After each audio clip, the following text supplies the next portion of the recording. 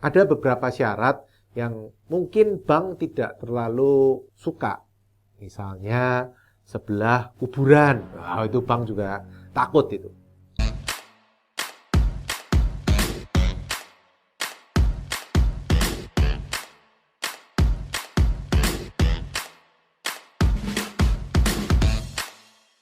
Halo teman-teman, kita ketemu lagi di channel Pipo. Hari ini kita membahas hal yang paling banyak ditanyakan oleh teman-teman, yaitu cara menjaminkan properti yang masih atas nama orang lain, sertifikatnya masih atas nama orang lain.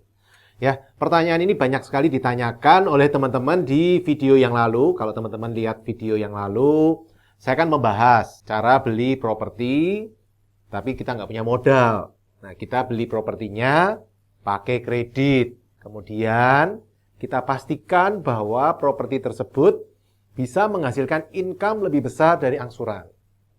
Nah, ketika menghasilkan income lebih besar dari angsuran, maka kita tidak perlu banyak modal, kita bisa mengamati, kemudian propertinya akan lunas dengan sendirinya. Nah, ternyata kalau teman-teman lihat video tersebut, nah teman-teman bisa lihat di komen, kan banyak sekali yang nanya, Pak, kalau saya belum punya properti gimana Pak? Apa yang mau dijaminkan ke bank? Banyak sekali yang bertanya seperti itu. Karena itu saya bikinkan khusus buat teman-teman hari ini video jawabannya. Nah, bagaimana cara menjaminkan properti yang kita beli, tapi itu masih atas nama orang lain? Caranya adalah teman-teman ketika teman-teman membeli properti yang masih atas nama orang lain ini, itu kan biasa kemungkinannya ada dua. Antara teman-teman pakai KPR, atau pakai kredit investasi, kemungkinannya itu. Nah, dua-duanya ini teman-teman, ya tentu satu lagi cash ya, kalau teman-teman cash nggak usah dibahas lah, cash gampang, teman-teman tinggal bayar ke notaris, beres. Tapi kalau kredit, walaupun itu properti masih atas nama orang lain, teman-teman, itu bisa dilakukan. Dan itu sudah biasa sekali. Jadi tidak perlu teman-teman dari rumah bawa sertifikat yang sudah lunas ke bank, baru bisa membeli properti berikutnya, enggak. Properti ini walaupun masih milik orang lain, bisa kita beli, dibiayai oleh bank, walaupun sertifikatnya masih atas nama orang lain. Loh Pak, nanti kan itu sertifikatnya orang.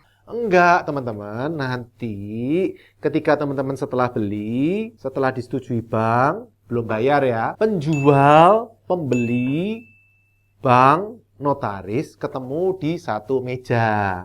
Di satu tempat yang ditentukan, biasanya di bank sih, di banknya. Tapi juga bisa di kantor notaris, bisa juga di tempat yang lain kalau tidak memungkinkan. Tapi biasanya kebanyakan di kantornya bank. Nah, ketika di kantornya bank, empat pihak tersebut ketemu, kita pembeli, tanda tangan surat utang ke bank, surat kredit, perjanjian kredit ke bank. Bank membayar ke penjual melalui rekening kita, terus dibayarkan ke penjual. Penjual saat itu juga tanda tangan akte jual beli dengan kita, disaksikan oleh notaris, dan dokumen-dokumen ini juga diurus oleh notaris PPAT biasanya. Nah, supaya nanti setelah ini selesai ditandatangan, dokumennya dibawa oleh notaris, dia yang akan proses akte jual belinya dan proses balik namanya. Tentu teman-teman, tidak semua sertifikat bisa. Ada beberapa yang umumnya adalah SHM, sertifikat hak milik, itu yang paling memungkinkan, dan HGB, hak guna bangunan. Dan hak guna bangunannya juga biasanya bank minta masih yang panjang. Nggak mau dia kalau tinggal setahun, 2 tahun, apalagi masih pendek-pendek itu dia nggak mau. Dia maunya yang masih panjang. HPL gimana Pak? Hak pengelolaan. Ada bank yang mau, ada yang enggak. Banyak yang nggak mau, hanya ada beberapa yang mau membiayai. Jadi hati-hati kalau ketemu HPL ya. HPL juga sertifikatnya teman-teman hati-hati karena bentuknya mirip dengan HGB. Tapi levelnya di bawah HGB kalau menurut saya. Nah yang nggak bisa apa? Yang nggak bisa biasanya. Saya selalu ngomong biasanya kenapa? Ya kadang saya sudah ngomong nggak bisa, ternyata ada yang bisa karena misalnya punya fasilitas khusus di bank ya lain. Tapi biasanya yang nggak bisa itu adalah yang belum sertifikat, tanah girik, itu lebih sulit. Lebih sulit ya kan. Bukan berarti nggak bisa, lebih sulit. Nah, kemudian tanah yang tidak ada sertifikatnya, itu juga bank bingung, karena bank bingung kan mau ngiket caranya gimana. Dan ada beberapa syaratnya juga teman-teman. Biasanya satu, penjual harus bisa menghadirkan orang-orang yang berkompeten. Misalnya anaknya, istrinya, atau siapapun yang seharusnya wajib tanda tangan. Kemudian juga biasanya bank hanya mau membiayai pembelian properti yang bisa dijual dengan mudah. Biasanya nggak di dalam gang. Biasanya di jalan yang minimal 2 mobil. Nah, kemudian juga ada beberapa syarat yang mungkin bank tidak terlalu suka. Misalnya sebelah kuburan. Nah, itu bank juga takut itu. Bukan takut sama kuburannya, takut nggak bisa dijual kalau ada masalah gitu loh. Kemudian daerah banjir, itu juga bank mungkin agak segan ya untuk membiayai. Terus sutet itu juga.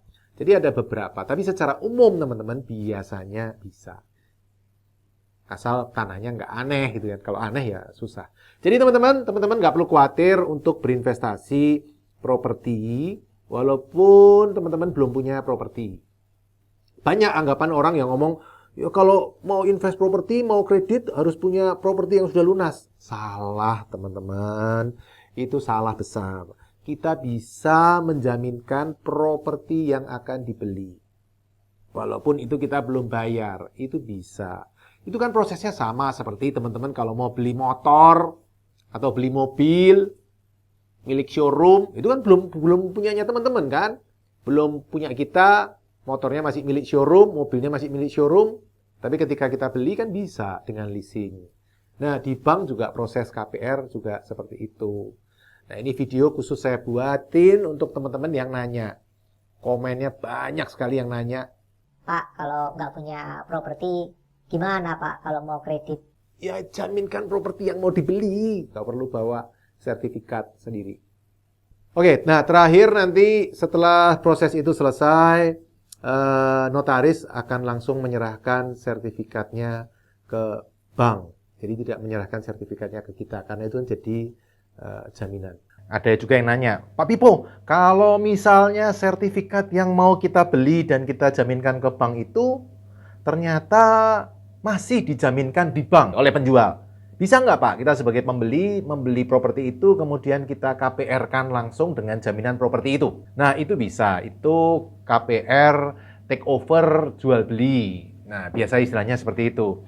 Itu bisa, ya tidak sih semua bank. Tentu ada bank yang mau, ada yang tidak mau. Kebanyakan sih kayaknya mau. Kebanyakan mau, itu agak biasa juga. Tapi memang ada beberapa bank yang nggak mau. Pertimbangan mereka yang nggak mau banyak. Salah satunya biasa kadang lama prosesnya karena nunggu pelunasan segala macam. Tapi intinya itu bisa teman-teman. Teman-teman tinggal konsultasi aja dengan marketingnya bank. Nah, mereka marketing KPR ya. Nah, mereka nanti akan menjelasin prosesnya. Pak, yang penting kita dapat fotokopi sertifikatnya dulu nih Pak. Nanti kita cek. Terus Bapak ngajuin proses, kalau sudah di-approve oleh kita, nanti notaris akan mengikat sertifikat itu, kemudian kita akan transfer ke bank itu, kemudian langsung kita ambil sertifikatnya dan dimasukkan ke notaris untuk proses jual beli. Oke teman-teman, mudah-mudahan menjawab pertanyaan teman-teman yang banyak sekali. Bahkan saya nemu ada beberapa yang komen-komen di tempat lain, di luar negeri bahkan dari Indonesia, tapi jawabannya kan nggak punya jaminan, mana bisa kredit. Bisa Pak, bisa cek aja ke bank, tanya KPR jual beli gimana. Dah, pasti jawabannya bank bisa Pak, asal sertifikatnya ini memenuhi syarat dari bank. Oke teman-teman, mudah-mudahan ini pertanyaan ini menjawab keraguan-keraguan teman-teman untuk berinvestasi properti. Tetap selalu pilihlah properti yang aman, pilihlah properti yang income-nya lebih besar dari angsuran, dan salam pasif income properti. Setelah mengikuti video hingga selesai, untuk yang belum subscribe, ayo subscribe channel Pipo Hargianto dan klik lonceng notifikasi untuk mengikuti video-video selanjutnya. Teman-teman juga bisa mengikuti seminar-seminar gratis yang saya bagikan. Silakan daftar melalui nomor berikut.